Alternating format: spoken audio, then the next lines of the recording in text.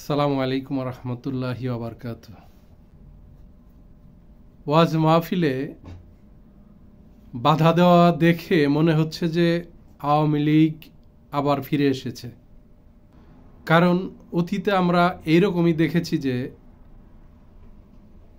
ওয়াজ মাহফিলে যখনই কোরআনের হক কথাগুলো বলা হতো তখনই আওয়ামী লীগের নেতা খেতারা বাধা দিত। 24 জুলাই আগস্ট বিপ্লবের পরে আমরা মনে করছিলাম যে ওয়াজ মাহফিলে আর বাধা দেবে না, আলেম ওলামারা হক কথাগুলো নির্দ্বিধায় নির্ভয়ে তারা বলতে পারবে। কিন্তু এখন দেখতেছি যে ঠিক আওয়ামী লীগের নেতাকর্মীরা যেভাবে বাধা দিত এখন এইভাবেই বাধা দিচ্ছে। এতে মনে হচ্ছে যে আওয়ামী লীগ আবার ফিরে এসেছে। এইগুলো করে করেই আওয়ামী লীগের আজকে এই অবস্থা। তাদের দেশ ছাড়তে হয়েছে, তাদের করুণ পরিণতি হয়েছে। তারা আলেম ওলামাদেরকে অসম্মান, অশ্রদ্ধা, আলেমদের হাতে ডান্ডাবেরি, হ্যান্ডকাপ, গুম খুন, জেলে ভরে রাখা, এইগুলো করার কারণেই আওয়ামী লীগের এই পরিণতি। ঠিক সেই পথেই আবার বিএনপিকে আমরা দেখতেছি যে আলেমদের মুখ বন্ধ করা, হক কথা বলা যাবে না, কোরআনের কথা বলা যাবে না, হক কথা বলতে গেলেই বাধা। তো বিএনপি কি চায় যে তাদের ভবিষ্যৎও আওয়ামী লীগের মতো হোক? তাদের কার্যকলাপ দেখে এরকমই মনে হচ্ছে। ইদানিং আমরা শুনতেছি যে তারা সকল বাস স্ট্যান্ড, টেম্পো স্ট্যান্ড, বাজার, খেয়াঘাট, লঞ্চঘাট, ফেরিঘাট, এই সমস্ত ঘাটগুলো তারা দখলে নিয়েছে। অথচ এখনো ক্ষমতায় তারা আসেনি। এখনই যদি এ অবস্থা করে তাহলে ক্ষমতায় আসার পরে কি করবে?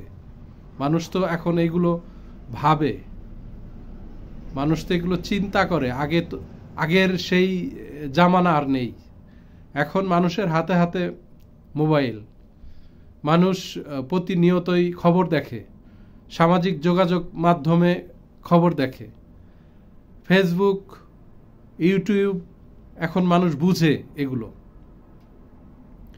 তো এইগুলো করে করে ক্ষমতায় কিভাবে আসবেন? ক্ষমতায় আসার আগেই যা আপনারা দেখাচ্ছেন, তো ক্ষমতায় আসলে কি দেখাবেন? নির্বাচন চাচ্ছেন দ্রুত নির্বাচন হলে আপনারা ক্ষমতায় চলে যাবেন, তারপর আবার সেই আওয়ামী লীগের মতো লুটে পুটে খাওয়ার চেষ্টা করবেন। কিন্তু এইগুলো তো হতে দেওয়া হবে না, এত দ্রুত আসবে না। আপনার সেই ৭২-এর সংবিধান রেখে ৭২-এর সেই সংবিধানে আবার স্বৈরাচার হয়ে উঠবেন, সেই সুযোগ দেওয়া হবে না। সংবিধান বাদ করে, সংবিধান সংশোধন করে এরপরে নির্বাচন হবে, যাতে করে যে দলই ক্ষমতায় আসুক যাতে আওয়ামী লীগের মতো স্বৈরাচার আর কেউ হতে না পারে। ওয়াজ মাহফিলে বাধা দেওয়া বন্ধ করুন। এগুলো দেখলে আমাদের ভালো লাগে না, আমাদের কষ্ট হয়। এগুলো করবেন না। এগুলো না করে আলেম ওলামাদেরকে হক কথা বলতে দিন। তারা আল্লাহর বাণী, আল্লাহর কোরআন, রসুলের সিরত মানুষকে শোনাক। গত 15 বছর মানুষ এই রসুলের সিরত, কোরআনের বাণী মানুষ শুনতে পায় নাই সহজে। অনেক আলেম ওলামাদেরকে দেশ ছাড়া করেছিল আওয়ামী লীগ। যাদের কথা মানুষ শুনতে চায় তাদেরকে দেশ ছাড়া করেছিল।